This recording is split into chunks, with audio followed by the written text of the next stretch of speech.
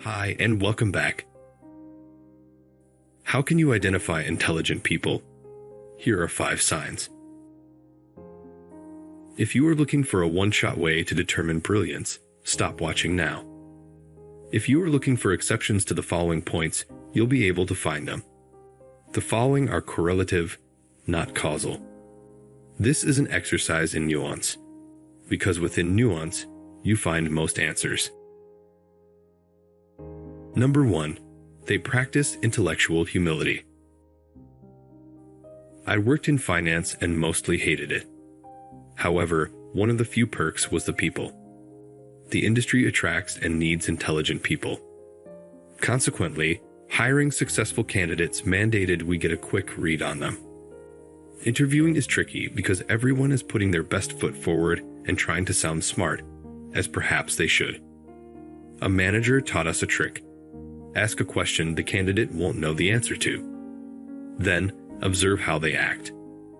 A very good sign was when they could simply admit they didn't know, rather than fake it and force-feed an answer. This admission is a sign of intellectual humility, which is correlated to better decision-making. This is particularly useful in an industry plagued by arrogance. Intellectually humble people challenge their conclusions based on evidence and feedback from others. As a simplistic example, you'll see this when people say, "From what I've seen, it could be true," rather than, "It's definitely true." They frame their observations as open to critique. They prize truth over ego. Number 2. Obvious signs are often a valid data point. For example, people who refuse to social distance during disease outbreaks tend to be less intelligent. People who read in their free time skew smarter than those who don't. Things that smart people tend to do tend to be done by smarter people. Many years ago, I was working retail at a used sports equipment store. A 10-year-old kid came in to buy a baseball helmet. I gave him the price. He held the helmet up, looked it over, then looked back at me. "Can you knock a few bucks off? I mean, look at these dents." He pointed at the dents. I smiled and gave him a discount. When he left, I thought, that kid is going to do just fine. Being crafty, demonstrating street smarts, and quick thinking is correlated to intelligence. In fact, Yale scientists found that street smarts are just as important for employees as their academic smarts. More plainly, you can be a mediocre student with great street smarts and go on to be very successful. Number 3. They are meta, literally. There is a newly popular phrase, "That is so meta." Meta means something is self-referential. For example, a video game where you play a character playing a video game is meta. The Onion famously did this with World of Warcraft. Related to this, intelligent people often demonstrate metacognition. They talk about and analyze their own thought process. They are objective and critique their nature. They know when and how they perform best. A simple example of meta behavior is when someone says, "I need to put this on my calendar, or I won't hold myself accountable." Unsurprisingly, people with high metacognition are often great students and employees. They leverage their self-awareness to their advantage. Number 4. They know what killed the cat. Intelligent people tend to be curious.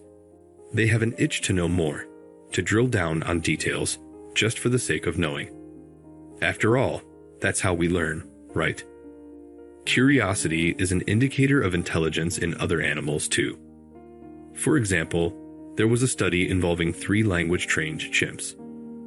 Their job was to use a keyboard to name what food was in an unreachable container. The prize was, you guessed it, food. When the test food was visible, they just hit the correct button and got the food. When the food was hidden amongst various containers, the smarter chimps inspected and tried to peek inside the containers before giving their answers. They knew the odds of winning were higher if they learned more. This chimp study is a basic example, but reveals the power of information-seeking curiosity. And don't forget, we share 98.8% of our DNA with chimps. The smartest chimps are measured by their ability to patiently learn and troubleshoot problems. Sound familiar? Number 5. The strongest indicator of intelligence. My dad was an engineering major at the Naval Academy decades ago. He doesn't brag very often about other men. It takes a lot to impress him. But one of his roommates, Charlie, was a special classmate. They were both in an industrial engineering class. It was the hardest class he'd ever taken. Dad said they'd come back to the room. He'd study for hours while Charlie only studied 20 minutes and then fiddled with his guitar. That roommate still got better grades than my dad, who was fairly bright, and it ticked him off to no end. That roommate went on to become a college professor. At the pulsing core of intelligence is the ability to simplify complex problems and solve them, as Charlie did. Often, that skill is genetic.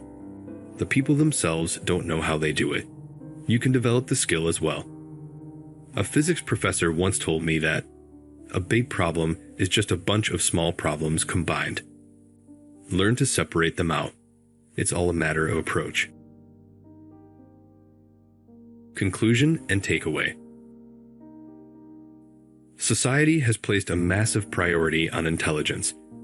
We often feel pressure to be smart and value those who are. Never forget the value of kindness and respect. Each person has their own combination of skills and gifts and should be respected as such. Remember, outside of a psychologist-provided test, there's no real way to gauge intelligence in one data point.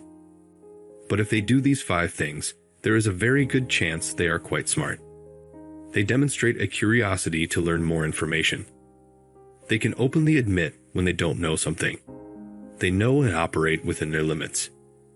They can break down complex problems and cut straight to a solution.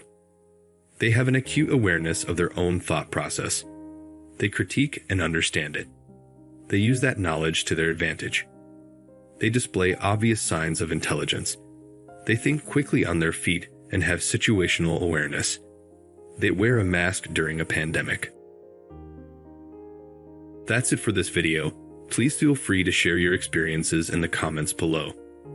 Thank you for your time, and don't forget to like and subscribe to the channel to never miss future uploads. Thanks for watching, and I see you in the next video for a happier, healthier mind.